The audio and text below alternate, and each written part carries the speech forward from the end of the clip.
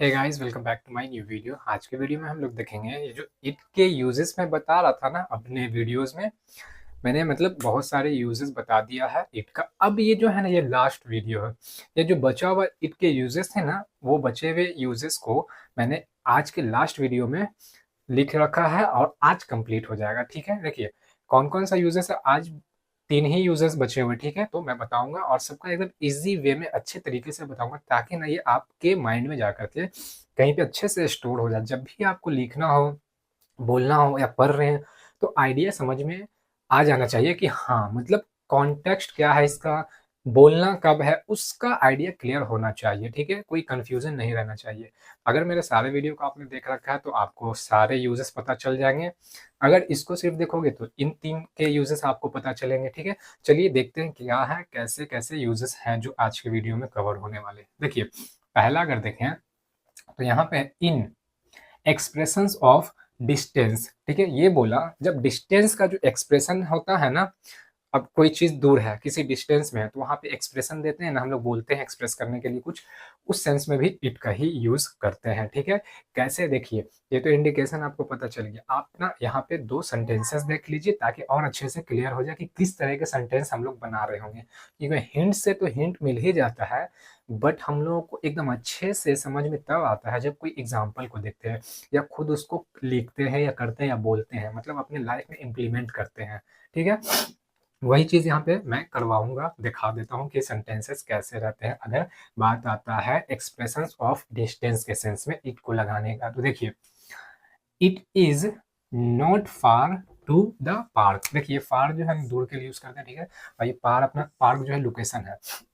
तो पार्क का जो लोकेशन है ना, ज्यादा दूर नहीं है बोल रहा है ये sentence, it is not far to the park.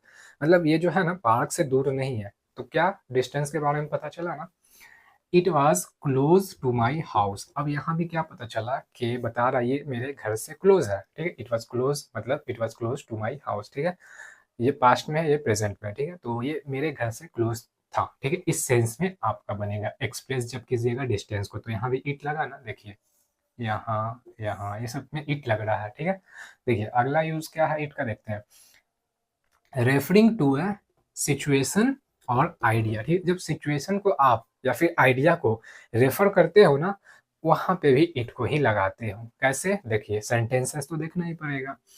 It is getting late. देखिए, ये जो गेटिंग लेट है ना, ये क्या है, एक सिचुएशन है। तो वो बोल रहा है कि भाई मैं लेट हो रहा हूँ, तो ये क्या बोला, it is getting late. It को लगा करके ये चीज को एक्सप्रेस कर रहा है, मतलब रेफर कर रहा है। ठीक है, तो इट इज गेटिंग लेट। एक और देखते हैं, it is nice to meet you. यहाँ पे क्या आइडिया अपना बता रहा, मतलब उससे मिलने के बाद उसको कैसा फील हुआ, क्या हुआ, नहीं हुआ, जो भी हो उस चीज को बता। तो जो भी मतलब यहाँ पे नाइस बता रहा, नाइस अच्छे के सेंस में आता है। ठीक है, it is nice to meet you, तो यहाँ पे क्या पता चल रहा है, सिचुएशन और आइडिया को एक्सप्रेस कर रहा है। ठीक है, मतलब रेफर कर रहा है, तो इट को यूज कर रहा है। ठीक है, होपफुली आपको अच्छे से समझ में आ गया होगा। जब भी आपको सेंटेंस बनाना होगा इस तरह के, तो इट ही लगाइएगा। देखिए, आपको अगर सिचुएशन या आइडिया को आपको समझिए हिंट नहीं पता है, अब इस तरह के सेंटेंस बताने ना, जब आप इंग्लिश सीखना स्टार्ट करोगे ग्रामर के थ्रू या बोलना कहीं से रीड करके सुन करके, ऑटोमेटिकली जानते हो इट का आपको एग्जैक्टली तो पता नहीं रहेगा कि किसकी सिचुएशन में यूज करना है, लेकिन आपको अप्रोप्रिएटली यूज करने आ जाएगा। आप वहां पे देर नहीं लगा रहे होगे। ठीक है, इट ही लगाओगे, तो ये हो ही जाता है ऑटोमेटिकली, आपको समझ में आ जाएगा कि कहाँ पे इट लगेगा। खुद ब खुद पता चल जाता है। बस आपको ना अपने आप को रिसोर्सेज से सराउंड करवाना है। ठीक है, आपको पढ़ना है, बुक्स में सुनना है, खुद ब खुद इनकलकेट हो जाए कि हाँ भाई इट को ही यहाँ पे लगाना है। जैसे कि यहाँ तो मैं मतलब इंडिकेशन बता रहा हूँ कि जब भी रेफर करना हो क्या, सिचुएशन और आइडिया को इट लगाना है। तो ये सब देखिए बेसिकली हिंट्स वगैरह उसके लिए होता है जो कंपटीशन एग्जाम वगैरह देता है, तो वहाँ पे थोड़ा क्वेश्चन ट्रिकी टाइप होता है, तो वहाँ पे ये सब ट्रिक्स वगैरह काम आता है, इंडिकेशन वगैरह। बोलने में ना आपको सेंटेंस रिपीट ही हो जाता है, पढ़ने में भी रिपीट हो जाता है, तो आपको खुद पता चल जाएगा भाई कि इट का यूज आखिर हमको कहाँ पे कैसे करना है। तो इसके लिए तो घबराना ही नहीं है, लेकिन आप इसको भी जान के चलोगे समझ करके, तो आपको बेनिफिट होगा, आपको ही फायदा होने वाला है। ठीक है, तो देखिए अगला यूज क्या है, रेफरिंग टू एन एक्शन और इवेंट। जब भी एक एक्शन और इवेंट को ही रेफर करते हैं हम लोग, बोलते हैं ना कोई काम हुआ, तो उसको रेफर कर रहे हैं, तो उसको भी रेफर करेंगे तो इट ही लगा करके यूज करना है, क्योंकि देखिए बोल रहा है रेफरिंग टू एन एक्शन और इवेंट, क्या लगा देना है, इट। कैसे, देखिए एग्जांपल्स में, इट हैपेंड लास्ट नाइट। ये लास्ट नाइट है, मतलब ये बता रही जो एक्शन हुआ है लास्ट नाइट हुआ है, ठीक है। जो बीता हुआ रात है ना, मतलब कल था, कल रात को ये हुआ ऐसे, इट हैपेंड लास्ट नाइट। तो यहाँ पे एक्शन का बताया, ठीक है। इट वाज डन देयर, देखिए ये डन वाज डन है ना, ये बेसिकली पैसिव वॉइस में है, ठीक है। तो पैसिव वॉइस में लगा करके इसको बनाया गया, किसी के द्वारा किया गया होगा। It would have been done by someone, but here I am trying to make you understand by this sentence, and this is what you have to understand so that you can understand the meaning and when to use it. Okay, see, it was done there वहां पे मतलब इसको किया गया होगा।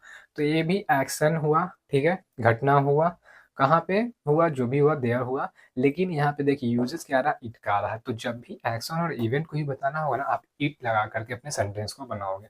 बोला ना, देखिए आप अगर हिंट नहीं भी जानोगे तो आपको आइडिया खुद मिल जाएगा कि कहाँ पे इट लगाना। बेस बहुत ही ईजी है, बस आपको थोड़ा सा टाइम देना होगा, ज़्यादा नहीं, ठीक है। आप बुक पढ़ें, इंग्लिश वीडियो सुने, देखें, ठीक है, लोगों को बोलते हुए सुने, खुद और खुद आ जाएगा आपको बनाने में।